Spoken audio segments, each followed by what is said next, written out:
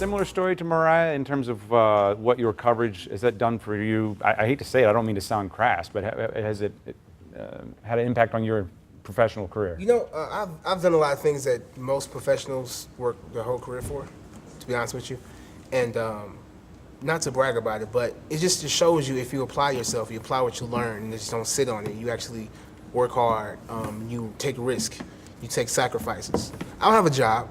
I don't have a constant money making machine to give me money, but still, I'm serious. I'm a broke college student, so but you still got to push because it's such a big story that you have to be able to cover the story to get the true story out there. And I realize that, and I'm going to continue to do that no matter what. Have you learned a lot? Either I'll put it to all of you. Yeah, from JB to the first time. You asked JB like the experience and how it's impacted him, and I've been a journalist now for over 8 years. There's been a lot of stories that have been big stories per se, but this is, I think, the most transformative story of my career, primarily because it's dealt with ordinary people. It's dealt with people, not only Michael Brown and his family and his surrounding family, but also just the people that came to protest, and just talking with them and hearing their stories and hearing how some of them were denigrated and disrespected and relegated to second-class citizenship. I mean, hearing that face to face, you stay objective and you're trying to get the facts out, but when you hear that, somebody tell you that, it impacts you and it does transform you. It makes you want to report even more to get the true story out there. Yeah, I mean, I don't want to take but 2 seconds to say this because I want to hear from you guys, but it's made me, I think, a better reporter, just by having a whole lot of people holding you your feet to the fire. Not that I haven't, that's not a goal always, but if on any little detail, you're held accountable. I think that the transformative component of this particular story is the fact that it's not simply the killing of Mike Brown. It's the Ferguson hashtag. If we look at the Trayvon Martin hashtag, the Trayvon Martin story, it kind of stuck with just this individual.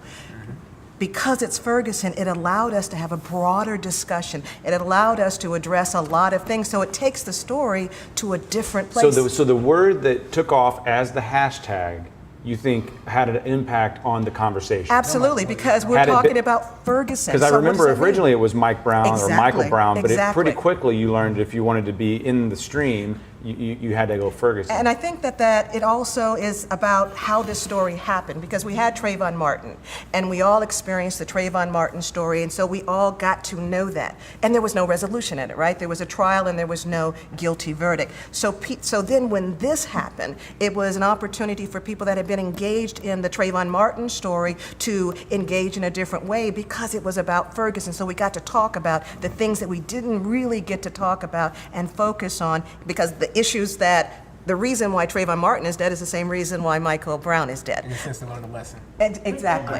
Are we actually transforming? I mean, maybe individuals here have transformed, but is St. Louis changing at all? I mean, we're certainly becoming more aware of the problems that exist and the divides between us. But I don't know that we have any inkling that things are about to get better.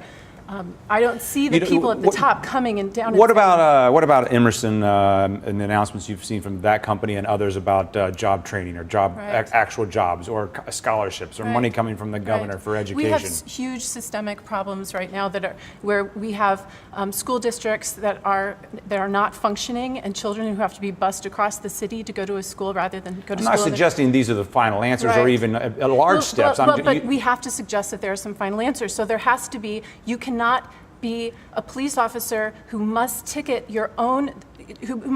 get your own paycheck. That can't exist. We can't have that happening anymore. We can't have Clayton and Ladue hoarding all of our tax money so that and Chesterfield and